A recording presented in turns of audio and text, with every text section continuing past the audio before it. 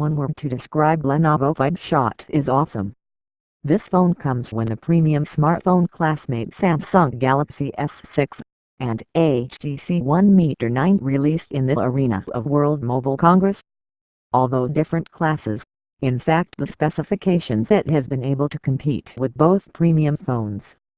The main advantages of this phone is located on the camera, with a camera-loaded 16 megapixel equipped with OIS technology and triple LED flash.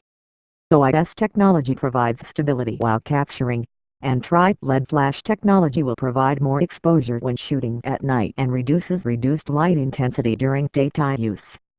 The technology is of course able to optimize the quality of 16 megapixel camera that unfortunately when used video recording only capable of recording full HD video, yet can record Ultra HD video like Galaxy S6 and HTC One Meter 9. Then on the front of the camera has been placed lens with 8 megapixel strength according to the current selfie photo trend. This phone not only serves as a medium of communication, but also as a portable camera with the best quality today.